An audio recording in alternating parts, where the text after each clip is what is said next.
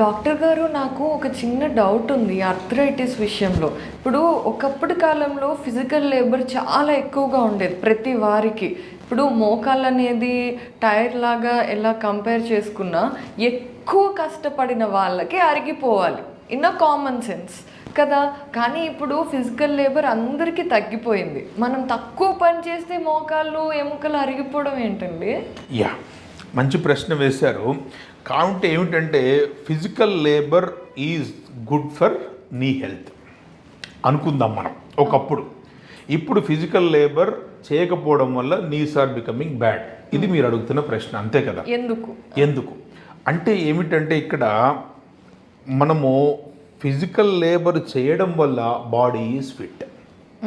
First physical labour చేయడం వల్ల we take good food and adulterated food మనం తీసుకో. ఓకే, మోకాలు నొప్పిలో కండరాలది కూడా బాధ్యత ఉంటుంది. మోకాల్ని ఆడించేవి కండరాలే కదా. ఎస్, ఎగ్జాక్ట్లీ, మజిల్సే కదా. మజిల్స్ ఎంత పుష్టిగా స్ట్రెంత్గా ఉంటే మోకాల మీద పడే లోడ్ని అంత తక్కువ తీసుకుంటే అవి. So A part of the load is bond by the muscle. Okay, so muscle కొంచెం లోడ్ తీసేసుకుంటే మోకాల మీద పడే లోడ్ తగ్గిపోతుంది. తగ్గిపోయినప్పుడు నొప్పి తగ్గిపోతుంది ఆటోమేటికల్గా. ఇప్పుడు the present day sedentary life స్టైల్లో who is doing physiotherapy? Who is keeping their muscles strength and only fat. Muscle is getting replaced by the fat. Okay, so already muscle మీద ఎక్కువ ఫ్యాట్ డిపాజిట్ అవుతూ ఉంది. Life style habits and not doing physiotherapy, stressful life. Physiotherapy అంటే exercises అంటే stressful life. ఎంతైతే మనం rest తీసుకుంటున్నామో బ్రెయిన్కి ఎంత రెస్ట్ ఇస్తున్నప్పుడు 6 గంటలు పడుకున్న తర్వాత 18 గంటలు ఎవరైనా పని చేయగలుగుతారు. 2 గంటలు పడుకున్న తర్వాత 22 గంటలు ఎవరు పని చేయగలుగుతారు? నోబడి. ఓకే, ఎక్కడి నుంచో మనం తెచ్చుకోలేము కదా అది. ఓకే, తెచ్చుకోవాలి అంటే ట్యాబ్లెట్ల ద్వారా తెచ్చుకున్నాం అనుకోండి, ఒక హెడేక్ వచ్చింది, లేకపోతే ఒకటి బాడీ ఇదైపోయింది, ఒక ట్యాబ్లెట్ల ద్వారా తెచ్చుకున్నది. అద్దెకి తెచ్చింది ఎన్ని రోజులు ఉంటుకుంటుంది? ఉండదుగా. అది అట్లా అనమాట. మనము to lose first we have to gain. ఒకప్పుడు ఓల్డెన్ డేస్లో ఆ కాన్సెప్ట్లో gaining losing there is a balance. True. ఇప్పుడు లేదు అది. అవును. ఓకే, ఇప్పుడు ఒక నెల జీతం రాదనుకోండి, ఆ నెలంతా ఇబ్బందే కదా మనకి. అవును. ఒక పూట ఫుడ్ తినలేదనుకోండి, ఆ పూట అంతా ఇబ్బందే కదా మనకి. అట్లానే ఇదంతా అది సంపాదించకపోవడం వల్ల డెఫిసిట్ నెగిటివ్లోకి వెళ్ళిపోయి ఇబ్బందుల్లోకి వస్తున్నారు. కొన్ని వేల కోట్ల సంవత్సరాల నుంచి శరీరంలో మార్పులు ఏమి రాలేదు కదా. కండ్లు ఎక్కడ ఉండాలో అక్కడే ఉన్నాయి, చేతులు ఎక్కడ ఉండాలో అక్కడే ఉన్నాయి.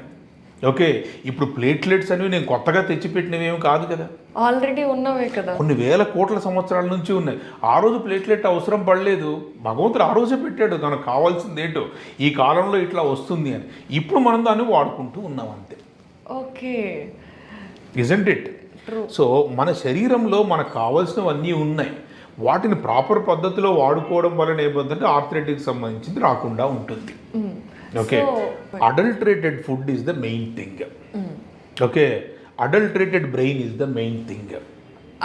Adulterated habits are the main thing. Adulterated అంటే కల్తీ, ప్యూరిటీ లేకపోవడం అని నా ఉద్దేశం. థాట్ ప్రాసెస్ ప్యూర్గా లేదనుకోండి, అది కూడా శరీరం మీద 100%. ఇప్పుడు సింపుల్ ఎగ్జాంపుల్ చెప్తాను నేను. ప్లీజ్. జస్ట్ ఒక 5 minutes బ్యాక్ ఒక పేషెంట్ చూసి వచ్చాను నేను. ఓకే, అతనుకి నరాల ఇంజరీ అయింది రోడ్ ట్రాఫిక్ యాక్సిడెంట్లో.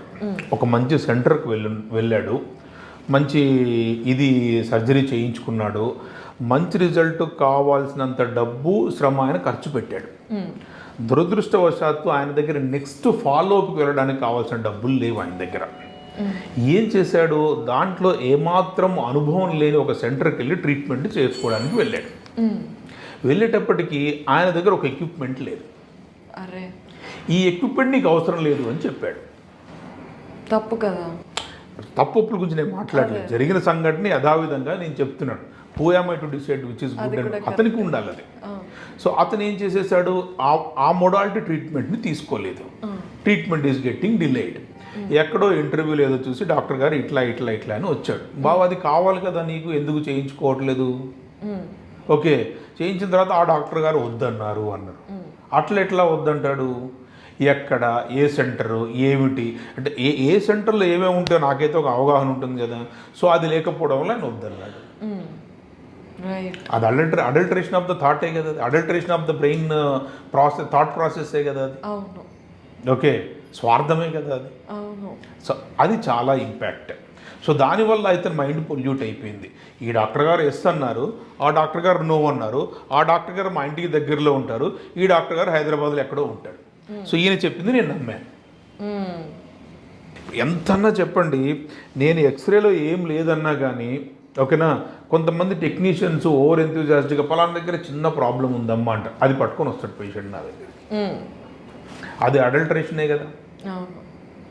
రైట్. ఓకే, ఇప్పుడు అడల్టరేషన్ ఆఫ్ ఫుడ్ అర్థమైపోయింది మీకు, అడల్టరేషన్ ఆఫ్ ద థాట్ అర్థమైపోయింది. Next adulteration of the life style.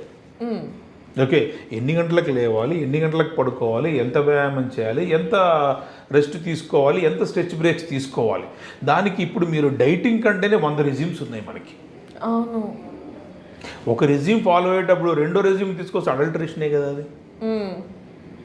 మనం ఒక విధానాన్ని పోతున్నప్పుడు రెండో విధానం కలిపితే అడల్టరేషనే కదా అది. కన్ఫ్యూజ్ చేసేయటం శరీరాన్నైనా మనసునైనా మెదడునైనా.